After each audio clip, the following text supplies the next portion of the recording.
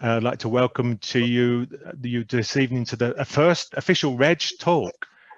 So REG is kind of an umbrella organisation for a lot of local environmental groups, very active, surprisingly active, despite the current challenges we have in the world at the moment. So as an umbrella organisation, we support a lot of the work that goes on, some fantastic projects going on in all the local groups in Ryedale. What I'll do shortly when I hand over to Helen, I'll put a link into chat so you can follow up about REG on the website or the Facebook page if you want to hear more or see more about us and look into some of the projects that are going on. We do organise some of our own initiatives now and again. We did organise back in October last year a week-long kind of virtual conference with lots of talks that was surprisingly well attended. So we said, right, well, okay, well, maybe we'll make this a regular thing. So in 2021, let's have regular monthly talks. And it's taken us a little bit of a while to get going. But hey, we got here in the end. So good to have you here tonight for our very first official REG talk, which of course is with Helen Gundry, who will be talking about Paths for Everyone. Just before I hand over, just a couple of things about Zoom. Yeah, not a bad idea to keep yourself on mute when you're not speaking. So have a look out for that mute button. It's normally in the bottom left hand of your screen if you're there joining with the computer. Helen's presentation should be lasting about half an hour, and then there will be kind of an official Q&A session after that. So feel free to use that hand raise button, which you can see in the reactions section. So you should have a reactions button there at the bottom of your screen. So feel free to use those smiley faces and thumbs up at any time anyway. But then if you want to speak when we get to the Q&A session, then look out for the raise hand, or feel free to start lining up questions in chat. So that's fine. We won't answer until the end. But if you think of a question that you want to put in the pipeline ready for Helen, then use the chat box if you prefer. We might bring you in on microphone or maybe not if it's an easy question, let's see. So feel free to use that, and maybe use that and warm up already. So open your chat box. Again, you should find the chat icon there at the bottom of your screen, and tell us where you're from. I'm guessing we've got a range of people here from various places in Ryedale, possibly even beyond. So open up your chat box, tell us where you're from, and then that'll warm up things nicely. And you can say hello and greet some of your colleagues. I'm sure some of you know each other as well. Apart from that, my job is really just to do the housekeeping and change the slides now and again, according to Helen's instructions. But without further ado, I'll tee up Helen's first slide and tee over to you, Helen. Hello, I'm not on mute, Anna. Everyone can hear me okay. Thanks ever so much for coming along tonight. I'm talking to you from Kirby Moorside. I've been working towards Paths for Everyone, cycle paths and things for several years now.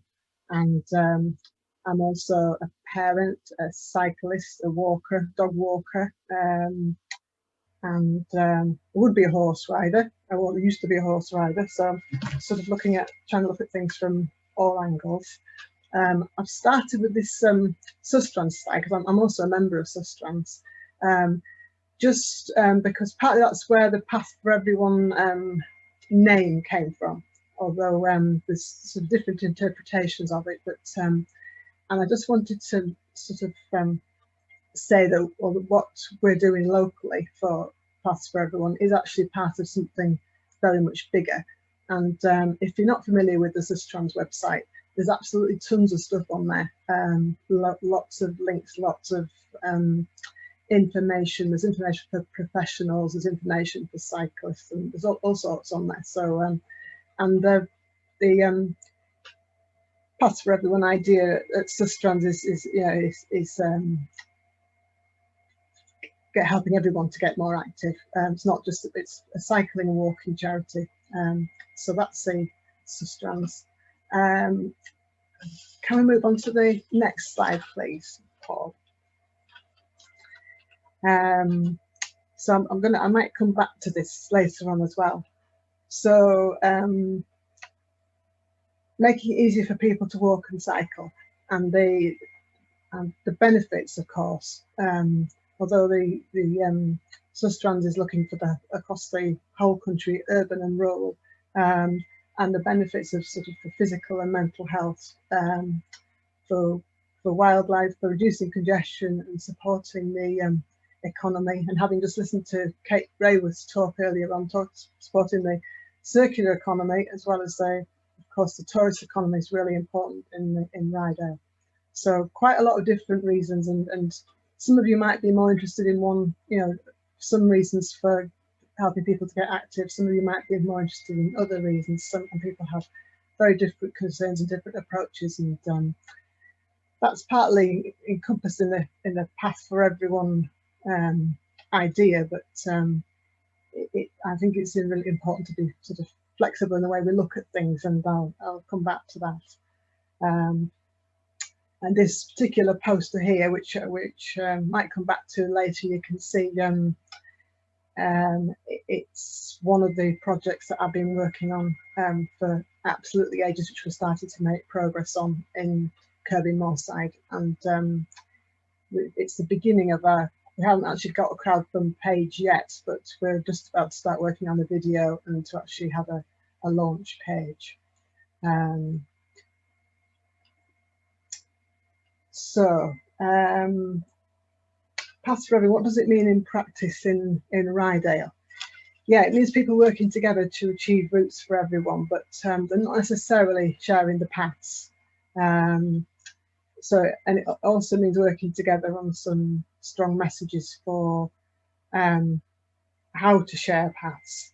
And we haven't really started on this journey yet of this messaging. It's not very good across the whole of the UK, and as a result there is tensions, as you know, quite a few people will know, between people sharing paths sometimes, because path users can have very different needs. So if we go on to the next picture, please, Paul. This is sort of an example of what I mean. So this is the Helmsley rail bed, and if you where you're standing, imagine you're standing on this path. Behind you, you're very close to the houses on Ryedale Drive in Helmsley, and in front of you, the bridge you can see is the turning off that goes up to Hareham, and this bit of path is very, very much used by dog walkers and people going up for Sunday stroll, because it's so close to the houses.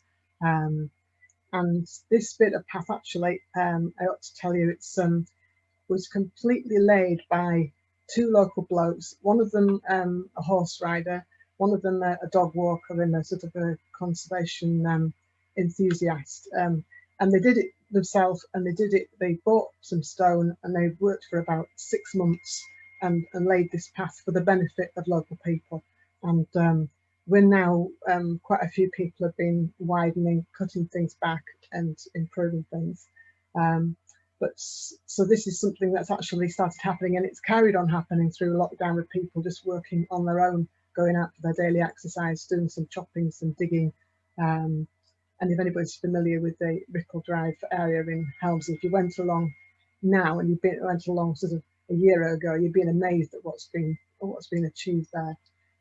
So sometimes paths can be very low cost, and this actually is also an example of a permissive path, because this land all belongs to Duncan Park Estate, so it's not a public right of way, but the estate are sort of are keen to open it up. So and one of the challenges for Paths for Everyone in Ryedale, of course, is getting the relationship right with landowners on places where you need to go off road, and sometimes they may be public rights of way, other times they may be permissive, and again, it's a question of flexibility and discussion and working out what's best for all the parties involved.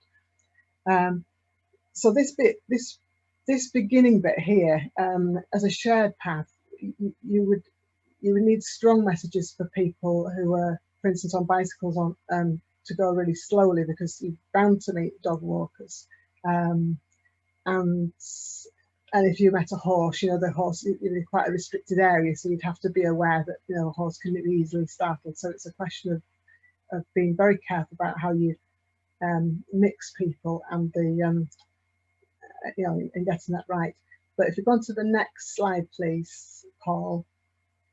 So the bit we were just looking at there, if you see the pink line going off from left to right, that's the A170, and just below, where you can see on the pink line it says linked foot lane, and just below there there's you can see the rail bed going off. It's just above where it says tuner line. Thank you, Paul, you're good at this. So that first bit where the arrow's pointing to is going to be very busy, but a lot of people who've been walking there, a lot of people's dog walks are pretty short, so you sort of, the first bit's really quite busy, but as you went along, at the moment we've got permission to go as far as the River Rickle, which is where you can see Roman Villa up there. We've got permission to go as far as that, and the negotiation beyond that is still ongoing. So at the moment we're doing bit by bit. We're looking at making the railway, this dismantled railway, much easier for people to use and pleasant to use. But the bit, what I was trying to say is the bit after you get beyond the that yellow road, the Tuminai area, you know, there's much fewer people using it, so it becomes easier as a sort of a shared path, because it would be mostly cyclists and a few walkers walking that way. It's a kilometre, you know, it's quite a long way there. So what starts off as a difficult area for sharing, you know, where you've got to be really careful and considerate, it's going to be a bit easier further along. So where are we got to? Next page. So paths for everyone in Ryedale. The general principle is we're looking at where we need to add car-free routes to link up communities. So again, it's a flexible approach. It could be paths on road verges, on wide verges. It could be sections of very quiet lane. If you can have the next slide, please, Paul. So this is a lane near Marton, not far from Kirby Moorside. It's ever so quiet. It could probably be, you know, it's just an example of a sort of lane that, you know, you could probably wouldn't need a cycle path alongside it, because it is so quiet and it's just lovely, isn't it? It's just there's lots of little lanes in Ryedale which are just lovely to ride along. But the problem for horse riders and for walkers and for cyclists is the bits when you're trying to get out of town where it's really busy and scary, all those more busy roads where even the, you know, sort of the lanes where people are whizzing around, you can't see, it's blind corners, and you just, you know, you feel like you're taking your life into your hands if you're walking or cycling or riding a horse. So paths for everyone could include sections of quiet lane. There are other bits of former railway which possibly could be used. You can also add rolled stone to existing bridleways to meet, so that you can include horses and bicycles. And it's just interesting to note that, particularly in the Helms, that the previous slide I showed you, it is Ryedale Bridleways Group and Ryedale Cycle Forum and local residents who are all working together to achieve that. And this partnership working is really important, because you keep getting pulled up by the other people. You're saying, well, what about this? You know, for instance, you can't have the horses on the outside of a verge path because they're more likely to be scared about the traffic. They've got to be on the inside. So you're constantly getting this feedback from people, but it means you end up with much better design and you know, a more sensible way forward. So path for everyone could include, occasionally could include changing an existing public right-of-way footpaths to upgrading to a bridleway. And some people will know that there's a full consultation process in order to do that through the North Yorkshire County Council Public Rights of Way team, and you have to go through quite a few stages, and you have to pay. to consult ramblers and the British Horse Society and landowners, and it's quite a complicated process. But for some sections, if you're looking at, for instance, when we're looking at a full route between Kirby Moorside and Helmsley, or between the one we've been looking at recently is between Hovingham and Malton, there are sort of little bits there where you think actually upgrading of this little bit of footpath, making it wider and stoning it would be, you know, it's the best way to sort of continue the full route. Generally, the county council, if it's a public right of way, they generally would expect it to be stoned rather than tarmacked. But if you're on a highway, then the highways, the county highways, would expect it to be tarmacked because it's less maintenance in the long run. So again, you've got two different bits of the county council you're working with there, and you've got to be flexible according to who you're working with. So can I have the sorry, can I have the next slide, please, Paul?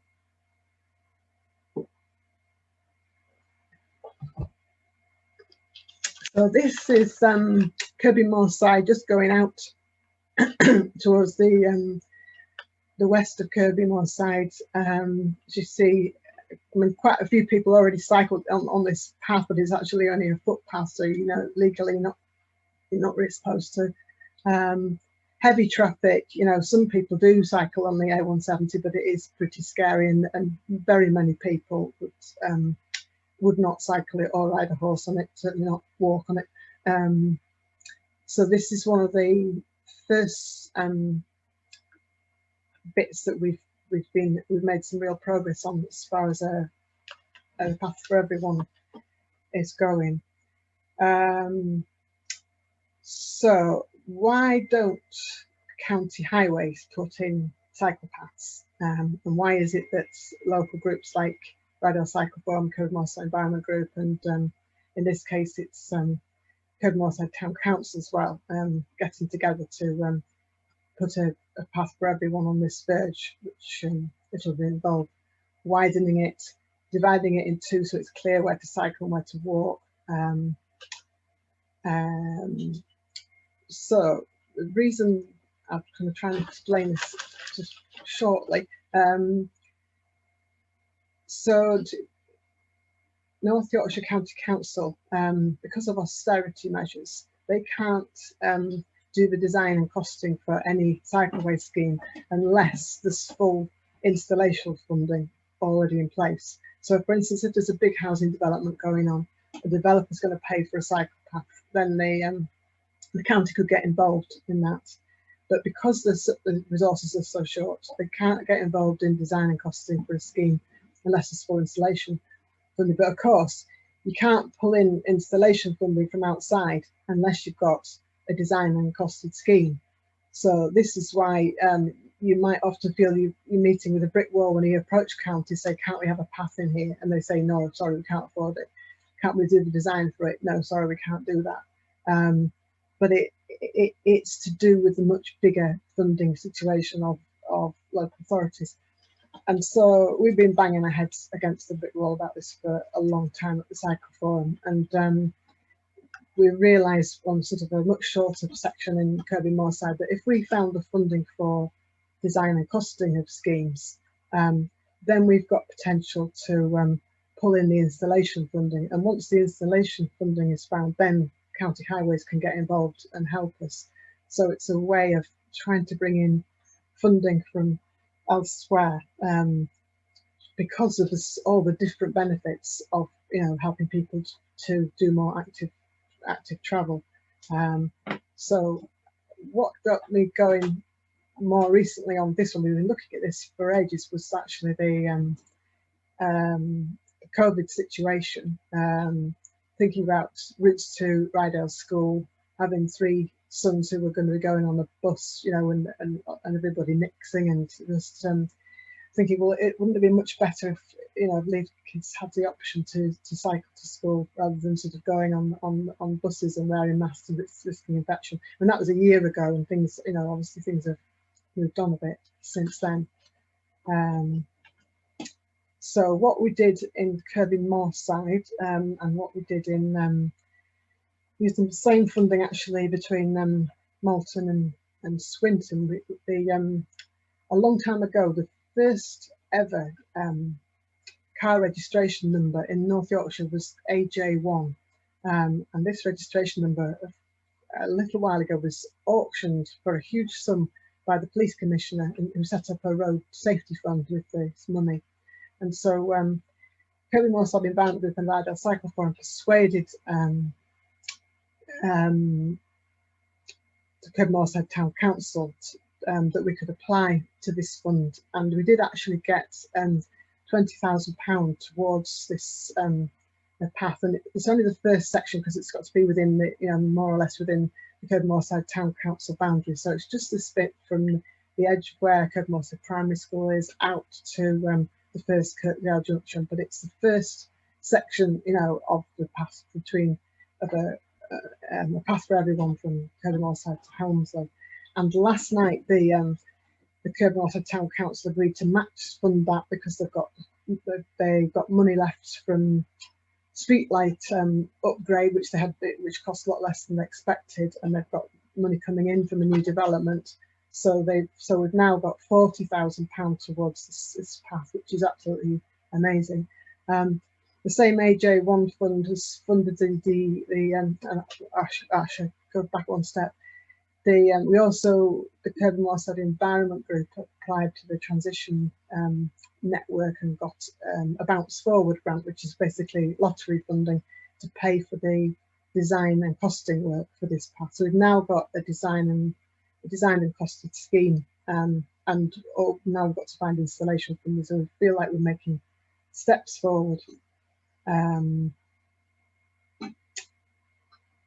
Also, and the same funding we've managed to use for a design and costed scheme between Malton and Swinton. We've just got a bit of negotiation to on that very steep bit of Broughton, the bank near Broughton. As you know, so we'd have to go off road there, so we need to talk to Fitzwilliam Estate about that. But so we're in a similar position that we've nearly got to the place where we've got a design and costing scheme, and we just need to find installation funding. Still a lot of money to find, but you feel like you're actually making progress, which is amazing. There is, you will have heard that money came from the government for cycle schemes. Boris Johnson, announced various millions, but it was very quickly swallowed up by really sort of essential cycle path schemes in built-up areas in North Yorkshire, town and city areas. So it's going to be a struggle to find the funding for the paths, but I think you've got to take steps forward, and there's so many reasons for getting people to travel more actively. That's I feel we've got to sort of try and get things moving and spread the word and hope the money comes in and make it more possible to happen.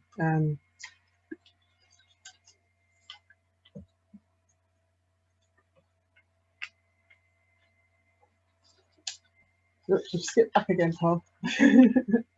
I'm just looking to see what the next bit says. So some of the ideas for funding we've had for this bit, for instance, is to do crowdfunding, to ask, and there's also a huge number of charitable trusts, connected with different businesses or people who've died, and there's absolutely loads of charitable trusts, and there's quite a lot of different benefits associated with a path for everyone, because you've got better disabled access, you've got cycling, you've got the environmental benefit, you've got physical and mental health, you can have wildlife corridors. There's quite a lot of different, so there's potentially we can meet quite a few different charitable aims of different people who might want to give. The next challenge after that, of course, is who makes the applications and receives that money. And for anybody who knows about sort of charitable structures, and that that also has its complications.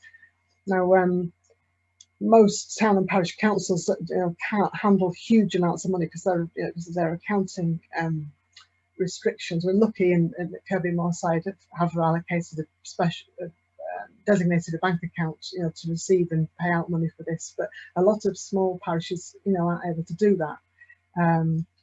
So we've been wondering, and we're still consulting about setting up a charitable incorporated organisation, which gives some protection, you know, to indemnity to the trustees, and is a form of registered charity, which would then mean we could apply to lots of different places for funding. And we're wondering about whether we can do this with a combination of people from Ryedale Cycle Forum and Ryedale Environmental Group, but we're still in the early stages of this. But if anybody's interested in that sort of that sort of structure for bringing in funding, then please get in touch with us. The Ryedale Cycle Forum is a forum. It's been supported by the District Council since about 2013, but it doesn't have a bank account. It's just a forum with terms of reference. And at the moment, Ryedale Environmental Group is a small and organisation with a small constitution, but not a registered charity. So these are sort of. And the other possibility, of course, is working through other charities that might already exist. But for instance, Sustrans is not working in our area yet. They're a big organisation, a big area that they cover, but only a small organisation with lots of key projects going on elsewhere.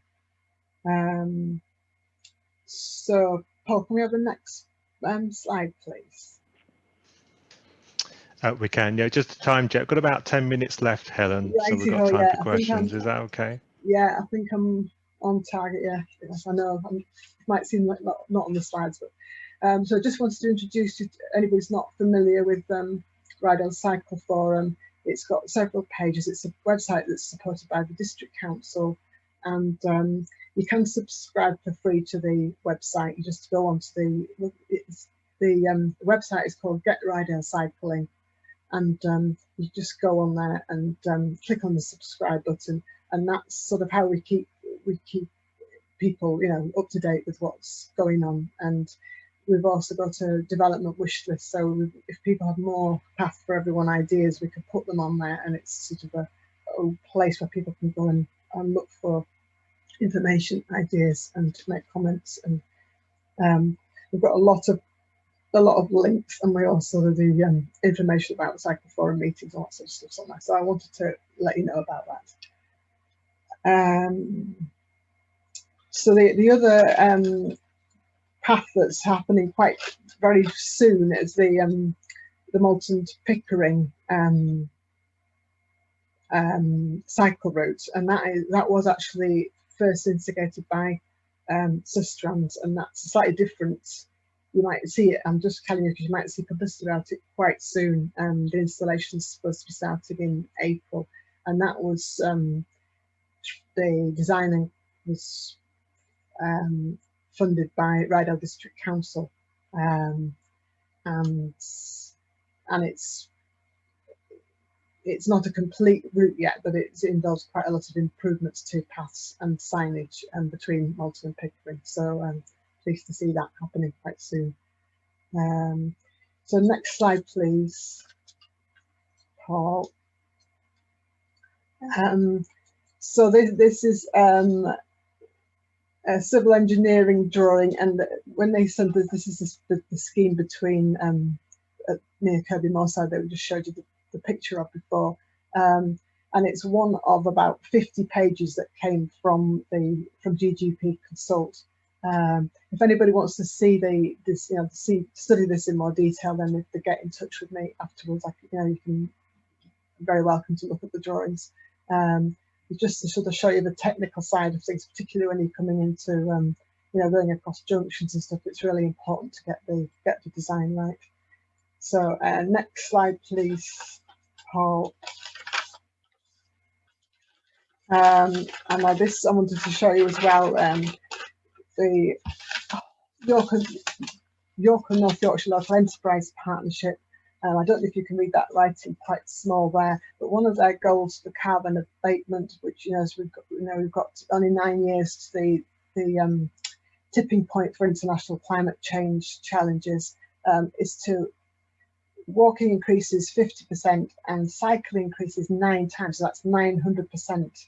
This is one of the targets for increasing green travel, sustainable travel in the in our North Yorkshire area. Absolutely huge challenge there, but you know, for people looking at carbon abatement and climate change and stuff, this is one of the things that we've got to try and do. So long way to go, but yeah, huge challenge there. Next slide, please, Paul. I just wanted, and when we found that we couldn't use county council for the reasons I explained below, so we're not using the county council civil engineering contractors, the WSP, and GGP Consult is a firm from Hull, so that's why you see them on the drawings there. They're a massive firm, but they've given us sort of a price per metre. So any particular scheme we're looking at around Ryedale for design and costing, they don't mind tackling really small areas if that's all you can get the funding for at the time. We don't have to think about, obviously it's good to think about a whole long route, but if all you can manage is like a really small bit, or to start off with, that's fine. So great to have a big firm. There's obviously going to be other firms around who could do the same thing, but great to have a big firm who can do a really good job, but don't mind working on a really small scale. Next slide, please, Paul.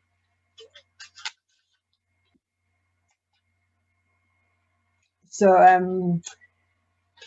yeah, this is actually a little video. I can't show you it now, but if you go onto the Ryedale Cycle, they get Ryedale Cycling Forum website, and Paul's just put the link up there. It's just basically a little film of thousands of people cycling around Amsterdam, and it's just, I mean, in Holland they put cycle tracks in starting from the 1950s, because when people started driving a lot, they had a huge number of fatalities, and from that point they put lots and lots of cycle tracks in. Loads of people go around on cycles, and one of the key things is that they do try and keep cyclists and pedestrians separate wherever possible. So there are bits out in the countryside where there are shared paths, where, you know, quieter areas where the visibility is good, there's shared paths, but anywhere that's busy, they do try and keep. And you see here actually that the mopeds and cycles are sharing the cycle path. Next slide, please, Paul. And this can be found on the Sustrans website, and this is just to make you aware that the design for cycleways changed in 2020, and so when you're talking to highways about what's possible on Verge, or talking to a designer, there are actually quite there are Department for Transport guidelines about what you can and can't do. So you can't necessarily do a cheap fix on a highway, because they've got to stick to the rules,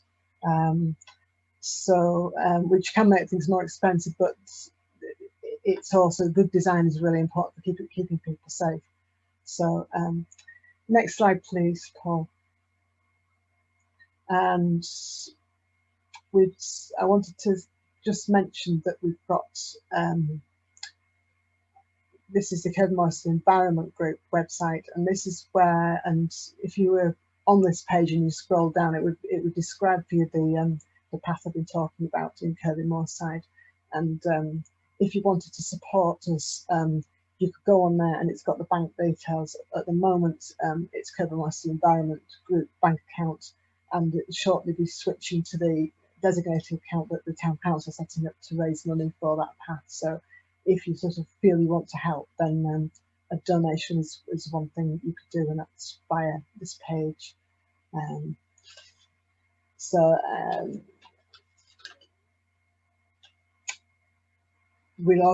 We will be doing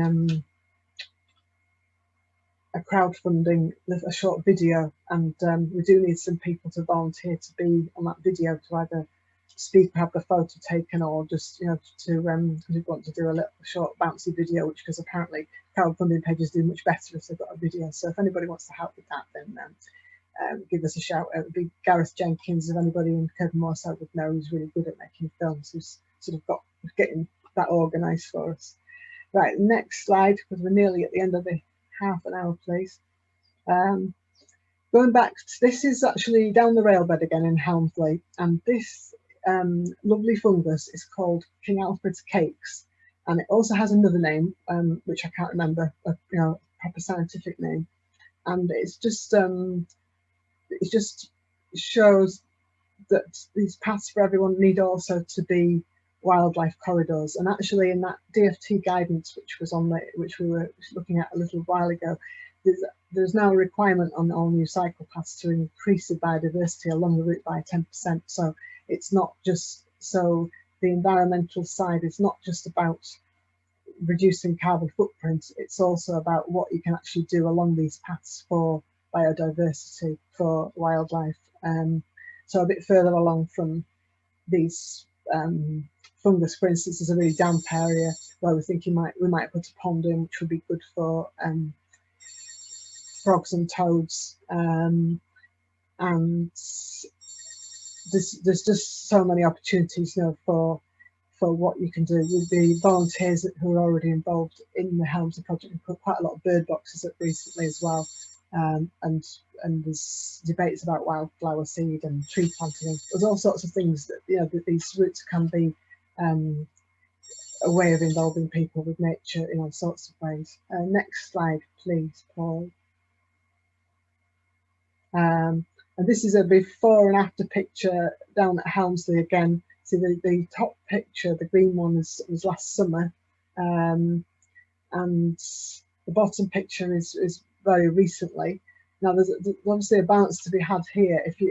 There's a lot of chopping back, which makes it more inviting for people who aren't used to going out into the countryside, maybe less inviting for other people who'd rather go into a wild place.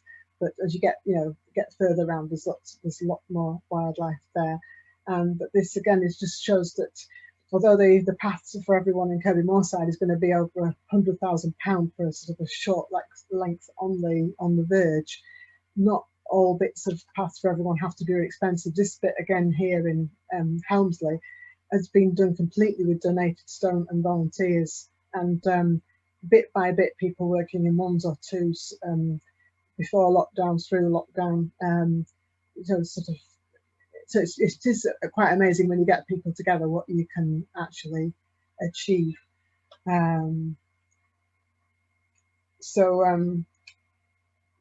That's the last slide. I'm just having a quick scan of my notes to see if there's anything else I really wanted to say, but I think there'll be other things that hopefully will come out of the questions. So thanks everybody for listening, and I hope that's been clear, and I hope there's some questions in chat and Paul will help me with that. Thank you very much.